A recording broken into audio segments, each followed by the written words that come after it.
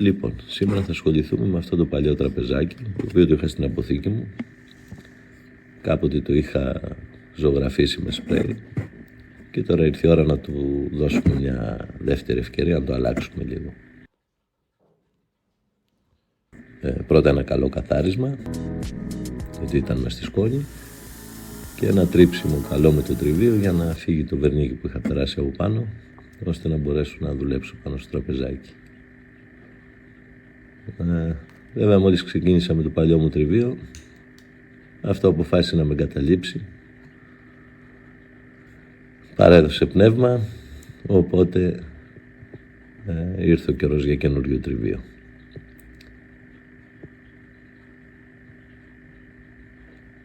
Πέταμε λοιπόν αυτό και πάμε να αγοράσουμε ένα καινούριο.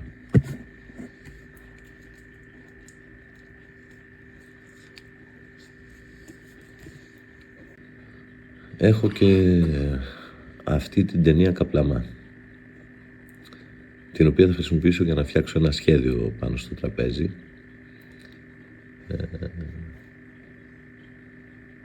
Είναι μια ταινία 4 εκατοστά και θα κάνω μια πλέξη. Ελπίζω να βγει ένα όμορφο σχέδιο, έτσι όπως το έχω σκεφτεί. Οπότε ξεκινάω να κόβω λωρίδες πάνω στο τραπέζι, ώστε να με βλέπω την απόσταση το μήκος της κάθε λωρίδας, για να μπορέσω να κάνω την πλέξη που έχω στο νου μου. Και κάπως έτσι θα είναι το σχέδιο του τραπεζιού.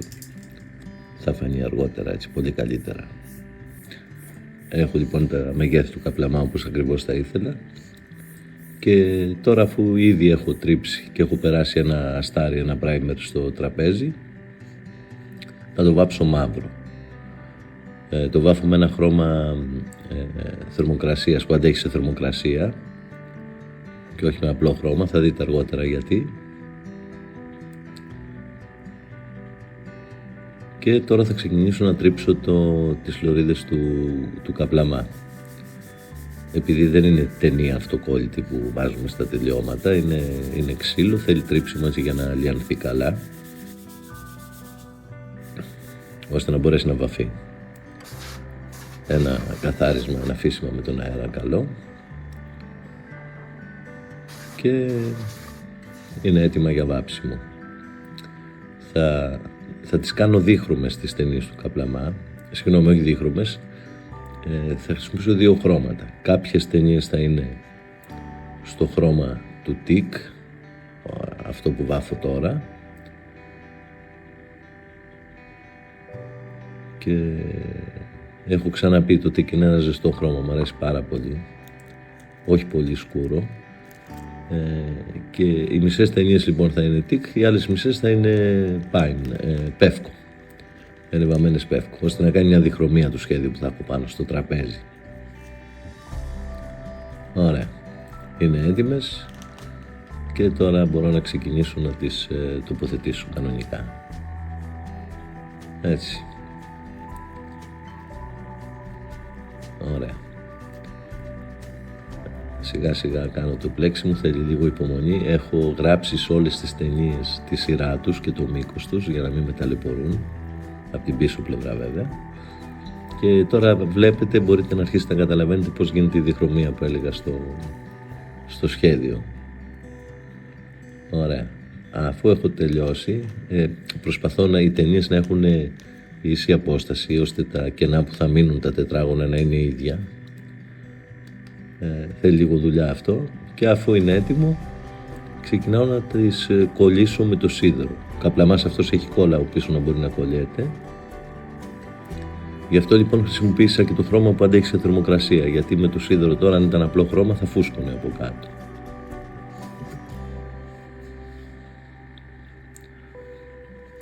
Θα κόψω τώρα στο τελείωμα ό,τι περισσεύει από το καπλαμά με το ξηράφι μου. Ωραία.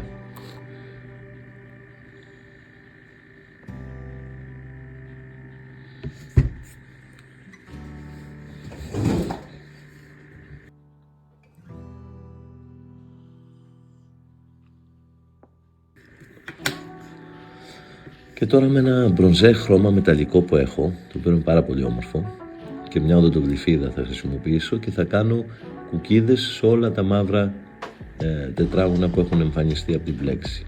Στο κέντρο από το κάθε τετραγωνάκι μια κουκίδα.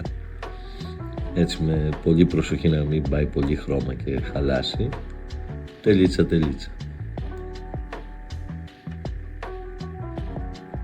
Έτσι θέλει προσοχή και υπομονή αυτή η δουλειά. Αλλά νομίζω θα βγει ένα όμορφο αποτέλεσμα με αυτό.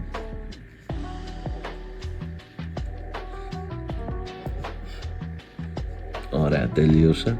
Δεν φαίνεται πολύ καλά στην κάμερα, αλλά το χρώμα είναι καταπληκτικό. Έχει μέταλλο και γυαλίζει. Δεν ξέρω αν μπορείτε να το δείτε εδώ λίγο καλύτερα. Και όταν πέσει από πάνω το τελικό βερνίκι, όταν τελειώσουμε τη διαδικασία, θα γυαλίζει, θα είναι πάρα πολύ όμορφο. Ωραία, τώρα να πάρω με το ρούτερ την περίμετρο του τραπεζιού για να λιανθεί τελείως. Γιατί με το κόψιμο του ξηραφιού μένουν κάποιες ατέλειες, δεν είναι δυνατόν να κοπεί έτσι πολύ όμορφα ο καπλαμάς, οπότε με το ρούτερ θα γίνει όμορφο.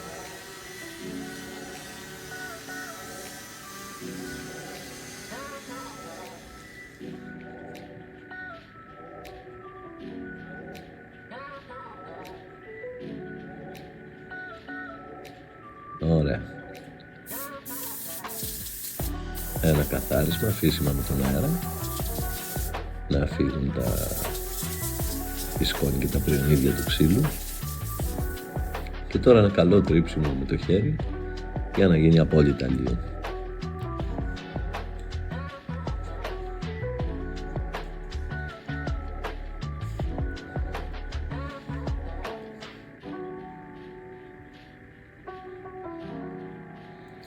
Πάνω από το καπλαμά που έχω περάσει, δεν θα περάσω πλαβερνί, και επειδή καταλαβαίνετε ότι έχει γίνει ανάγλυφο τώρα και για να είναι λία η επιφάνειά του θα περάσω αργότερα εποξική ρετίνη. Τώρα θα ασχοληθώ με τη βάση του τραπεζιού. Είναι μεταλλική σε ασημή χρώμα, είχε σκουριές πολλές από την πολυκαιρία και την υγρασία, οπότε ένα καλό τρίψιμο καθάρισε, αλλά θα τη βάψω μαύρη τη βάση του. Θα μονώσω το πόδι θα το κρατήσω όπως είναι, γιατί είναι μασίφ ξύλο, δεν έχει αλλοιωθεί από τον καιρό, δεν έχει χαλάσει το βερνίκι του, δεν έχει φθορές και είναι πάρα πολύ όμορφο, είναι σε χρώμα κερασιάς, θα το κρατήσω. Οπότε το μονώνω για να βάψω τη βάση.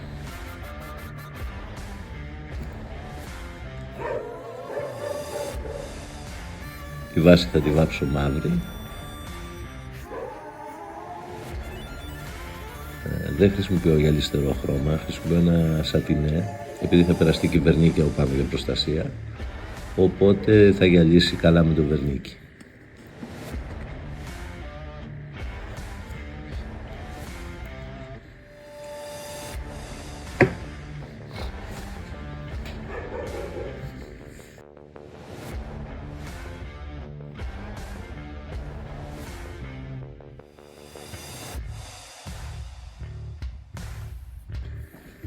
Ωραία, η βάση έχει στεγνώσει, το μαύρο χρώμα έχει στεγνώσει και είναι η ώρα να περάσω το βερνίκι.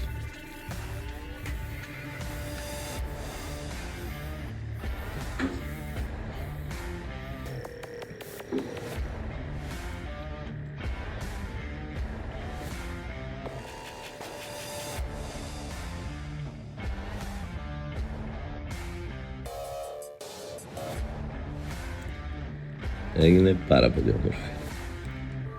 Παίρνει και έπεσε ωραία και έχει γυαλίσει.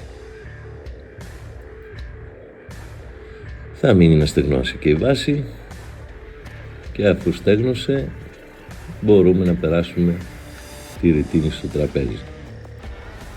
Πρώτα βέβαια πρέπει να στεγανοποιήσω γύρω να βάλω μια λωρίδα καπλαμά, αφού την κολλήσω με σιλικόνη. Και αν σας άρεσε το βίντεο μέχρι εδώ, αν έχετε φτάσει μέχρι αυτό το σημείο, σκεφτείτε να κάνετε μια εγγραφή στο κανάλι, κάντε και ένα like στο βίντεο. Λοιπόν, αποφάσισα να χρησιμοποιήσω πιστόλι κόλλας για να στεγνώσει πιο γρήγορα παρά σιλικόνη. Οπότε κολλάω το μπλαϊνό καπλαμά.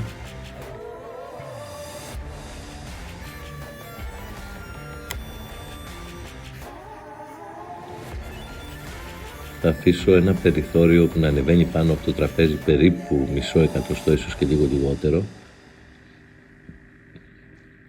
γιατί τόσο θα είναι η ρητίνη που θα πέσει, δεν χρειάζεται παραπάνω.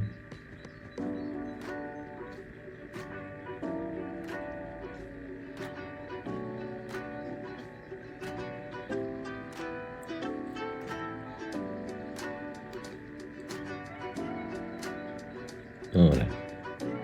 Είναι έτοιμο. Και τώρα να ετοιμάσω τη ρητίνη. Η ρητίνη που χρησιμοποιώ, η ανάμειξή της γίνεται με το βάρος, όχι με τον όγκο. Κάποιοι κατασκευαστές σου λένε πόσα μέρη ρητίνης να βάλεις και πόσο καταλύτη. Ο συγκεκριμένος κατασκευαστής σου το λέει σε βάρος.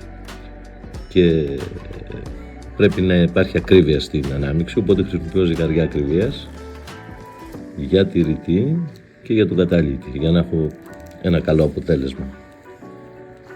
Διαφορετικά, αν πέσουν λάθος οι αναλογίες, η ρητίνη μπορεί να βγει πολύ μαλακή, να μην στεγνώνει, ή να στεγνώσει πάρα πολύ γρήγορα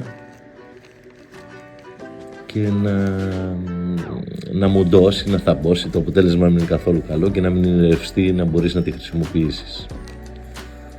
Οπότε υπολογίζουμε ακρίβεια τις δόσεις.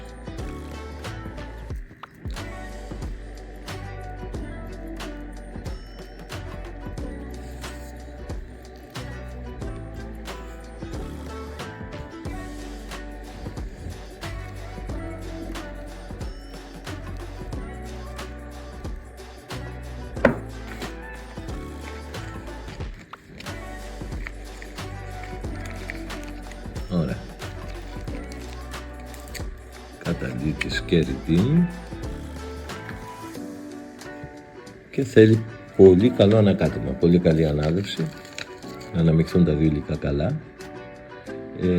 Θέλει με το χέρι, κάποτε δοκίμασα με ένα μίξερ. Μετά διαπίστωσα ότι είναι μεγάλο λάθος, γιατί ανέβασε θερμοκρασία. Στη γρήγορη ανάδευση ανέβασε πολύ θερμοκρασία και μου στέγνωσε σχεδόν τελείως μέσα στο δοχείο της ανάδευσης. Οπότε θέλει με το χέρι, με υπομονή. Λοιπόν, η επιφάνεια του τραπεζιού θέλω να είναι τελείως ευθυγραμμισμένη για να μην τρέχει η ρητίνη σε διαφορετικά σημεία. Οπότε με το αλφάδι βλέπω ότι είναι εντάξει και τώρα μπορώ να ρίξω τη ρητίνη από πάνω.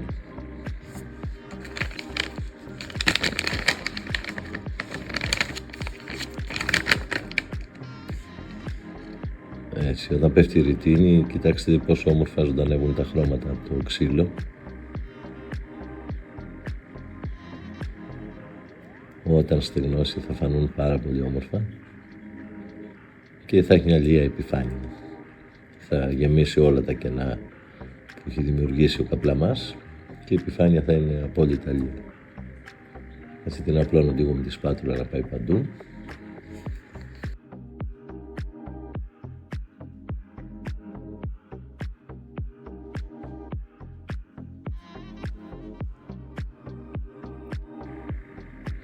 Η ποσότητα που έριξα δεν ήταν αρκετή, οπότε μόλις στεγνώσει λίγο, πριν στεγνώσει τελείως αυτή η ρητίνη, θα ρίξω άλλο ένα χέρι από πάνω,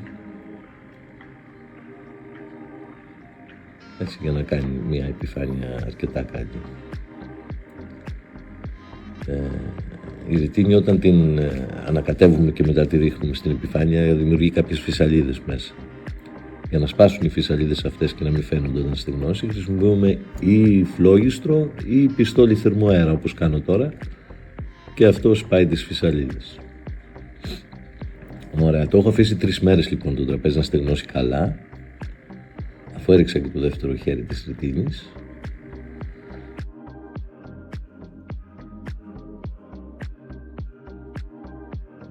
Και τώρα ένα καλό τρίψιμο για να περάσω και βερνίκαιο πάνω. Ξεκινάω με 120 γυαλόχαρτο, έπειτα 400 και στο τέλος χιλιάρι νερού με το χέρι. Θέλει καλό τρίψιμο ώστε να μην μείνουν γραμμές και φαίνονται άσχημα όταν πέσει το βερνίκι. Ωραία, και τώρα θα περάσω το βερνίκι.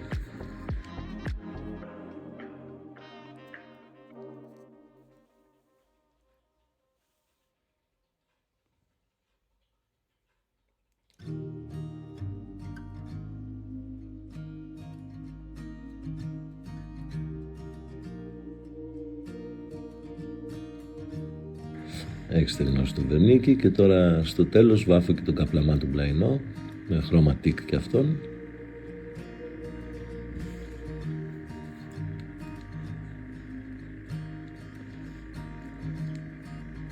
Και το τραπεζάκι είναι έτοιμο. Νομίζω έγινε πάρα πολύ όμορφο. Από ένα πεταμένο κομμάτι που είχα στην αποθήκη έγινε ένα τραπεζάκι